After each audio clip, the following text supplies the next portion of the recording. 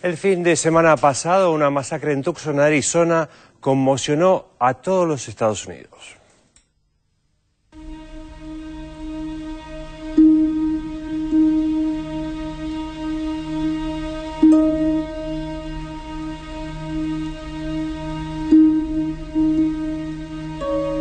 El 8 de enero de 2011, Estados Unidos se asomó a un nuevo capítulo de su larga historia de periódicas explosiones de violencia doméstica en la que usualmente confluyen ingredientes conocidos.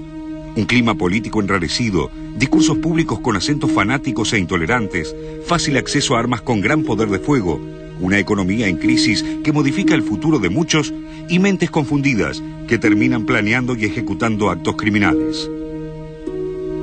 Ese sábado, en las afueras de Tucson, estado de Arizona, la congresista demócrata Gabrielle Gifford presidía un encuentro con vecinos en el estacionamiento de un supermercado.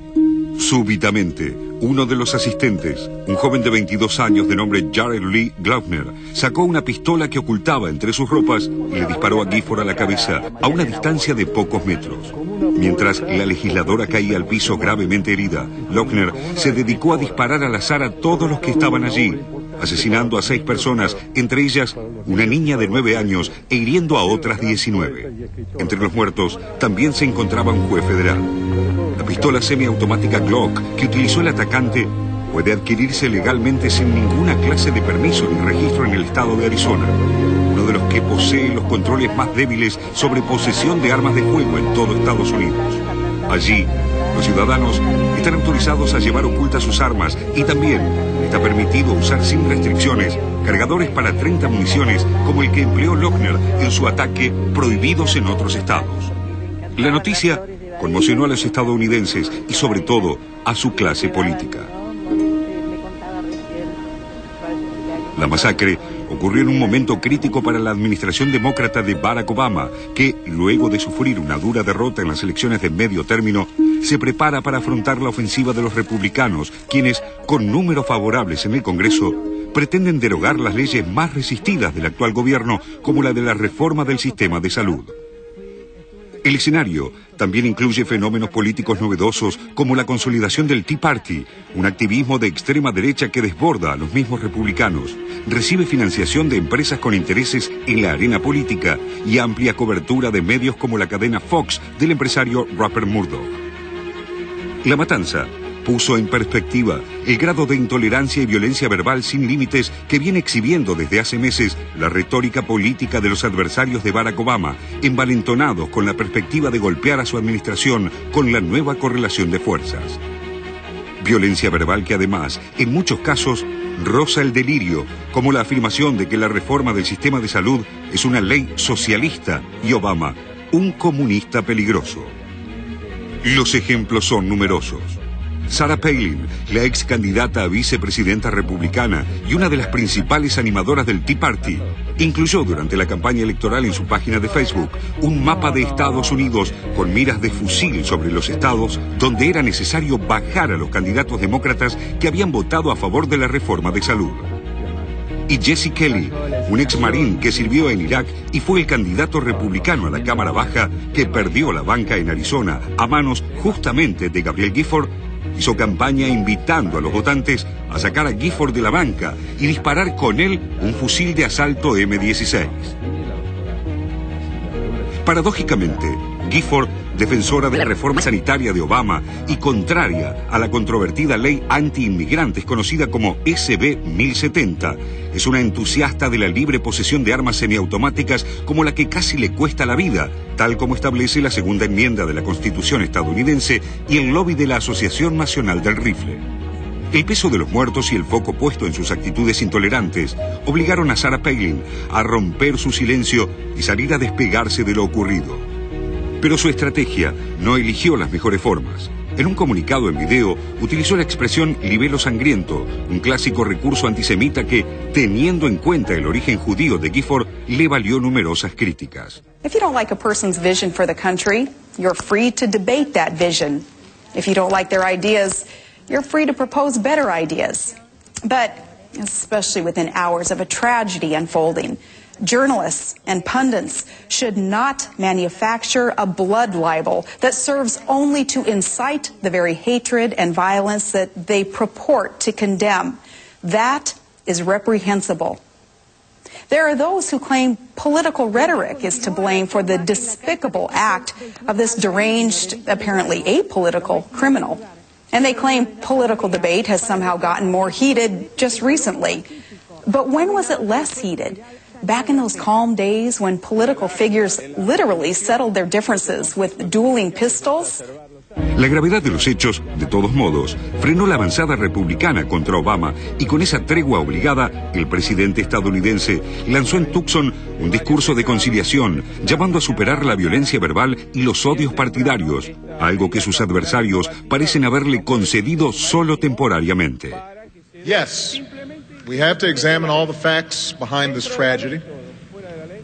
We cannot and will not be passive in the face of such violence.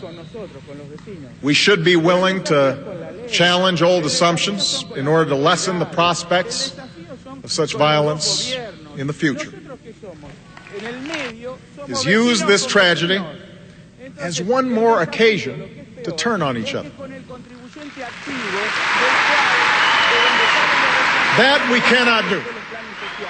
Como ha ocurrido en otros casos similares en la historia estadounidense, lo que en cualquier otro lugar del mundo constituye un crimen político, aquí parece diluirse en un relato que apunta a un atacante que actúa por su cuenta y al que se atribuye un desequilibrio mental que explicaría sus acciones despolitizando así los hechos.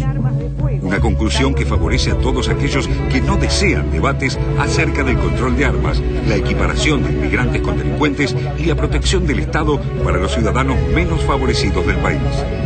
Pero para entender lo ocurrido en Tucson, hay que dar también una mirada a la situación socioeconómica de Arizona, similar a la de muchos estados del interior de ese país, lo que explica por qué los discursos xenófobos y violentos tienen tanta adhesión en el estadounidense medio. En ese estado, la clase media y obrera, notoriamente blanca, viene sufriendo la persistencia de la crisis económica y las transformaciones de la economía local, lo que fue cambiando de un modelo industrial basado en la explotación del cobre y un sector agropecuario fuerte a otro donde los empleos son generados básicamente por el sector de servicios.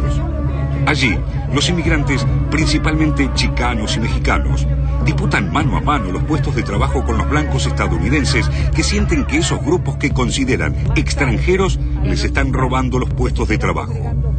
Es a pedido de esos votantes blancos, mayoría en el estado, que la gobernadora Jim Brewer impulsó la ley SB 1070 que criminaliza la inmigración.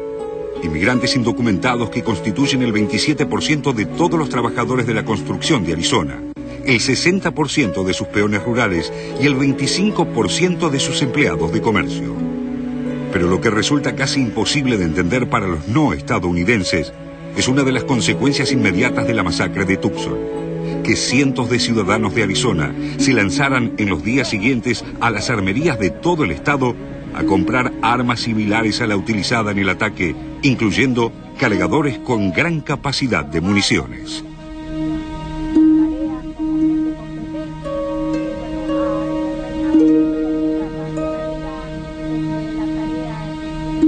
Estaba viendo, Telma, lo que decía Barack Obama en ese discurso en Arizona, un discurso extremadamente conciliador, tratando casi de abrirle la puerta al Partido Republicano, como diciéndole: no hay que ser extremistas, hay que buscar la conciliación, impongamos en el Parlamento una resolución en contra de la violencia. Y uno ve las imágenes y da la sensación que hay sorpresa en Estados Unidos con lo que está pasando. Pero en Estados Unidos mataron cuatro presidentes en su historia, mataron candidatos a presidentes, Robert Kennedy, por ejemplo, mataron dirigentes de movimientos sociales como Malcolm X, como Martin Luther King. O sea, la violencia es parte de la vida cotidiana, a pesar de esa visión, podemos decir, edulcorada que se da. Y estaba buscando unos datos de la Brady Campaign, que es algo muy interesante, es una campaña que comenzó un ex jefe de prensa de Ronald Reagan, que en el 81 está con Reagan cuando tratan de asesinarlo, él queda gravemente herido, y después inicia una campaña para limitar el uso de armas de fuego. Y él todos los días actualiza la cantidad de muertos que hay en Estados Unidos por el uso de armas de fuego. Más de 12.000 asesinados por año. Más de 12.000 asesinados por año por el uso de armas de fuego. O sea, claro, no asombra después cuando uno ve cómo los usan con absoluta libertad y cómo tratan de disparar en un clima político de violencia, eso está claro. Sí, estaba pensando cuando hablabas que en realidad es casi una cultura el tema de la violencia por las armas, porque además, por ejemplo, en las películas aparece como un rasgo elogioso si alguien, por ejemplo, intervino en una guerra. Por ejemplo, dicen, mi padre fue héroe de la Segunda Guerra Mundial, o fue héroe en Vietnam. Es decir, esa heroicidad que cubre el tema de la violencia por las armas, y después también, yo tomo las películas como una manifestación de lo que es la cultura y de lo que son los valores de esa sociedad, ¿no es cierto? Por ejemplo, el tema de hacer justicia por mano propia también a través de las armas. Tal cual. Eso aparece con mucha frecuencia. Y con respecto a lo que decías a Obama, fíjate que sí, él reiteró creo que durante todo su mandato él viene tratando de hablar de bipartidismo, de llamar al diálogo a los republicanos.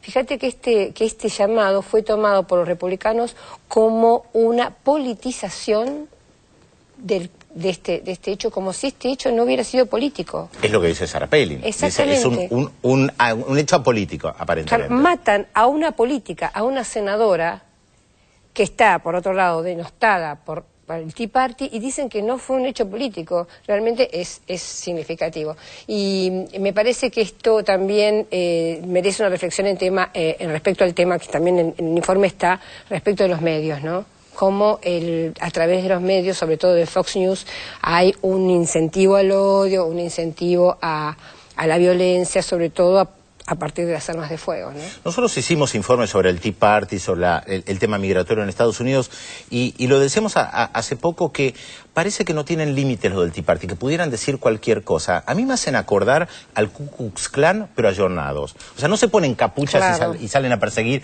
a los negros, porque hoy eso no se puede hacer, pero tienen un discurso más moderno, más ayornado, supuestamente apolítico, que es lo que lleva a que el presidente Barack Obama diga, bueno, hay que tratar de condenar la violencia como si fuera en abstracto.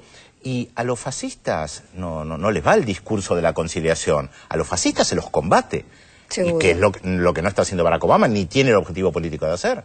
No, exactamente, sí. El tema va a ser realmente qué va a pasar de ahora en adelante, digamos, con por lo que yo estuve leyendo, no va a haber, digamos, no va a afectar en cuanto a que ciertas leyes, como por ejemplo el tema de la reforma del servicio médico, que era uno de los objetivos, digamos, de los republicanos, no va a haber modificación, por ejemplo. De los demócratas. De los demócratas, pero no, de los republicanos tratar de frenarlo. Evitar, sí. Digamos, esto no va a hacer que los republicanos sean, digamos, revean o traten de ser más dialoguistas o, bueno, traten de llegar a un punto intermedio. No va a ser así. Digamos, va a quedar simplemente en un discurso, me parece. A mí me hizo acordar cuando veía estas imágenes y cuando escuchaba a Barack Obama, cuando en Israel en 1995 mataron al primer ministro Yitzhak Rabin, que también el gobierno laborista en ese momento llamó a la derecha a dejar de lado la violencia, el discurso de la violencia, porque la derecha fue la que alimentó justamente el asesinato de Rabin. Y en vez de salir a combatirla y acorralarla y ponerla contra las cuerdas, le dio más aire. Poco tiempo después, la derecha, la extrema derecha, llegaron al poder. Y lo que se ve con frecuencia es esto, ¿no? Que las derechas en el mundo, generalizar a veces tonto, pero hay, digamos, uno puede ver ciertos patrones de conducta. Las derechas en el mundo, cuando pierden el poder, en general, tratan de recuperarlo a través de la violencia, ¿no? Ya sea una violencia como el caso que vos decís en Israel, o a través de golpes de Estado, o a través de, digamos, de desacreditar o generar el odio, digamos, a través de estos mecanismos no democráticos. Sí, que es el discurso del Tea Party. Vamos a ver qué pasa ahora en Arizona, que, como se decía en el informe también, es uno de los estados que tiene la mayor libertad para el uso de armas de fuego.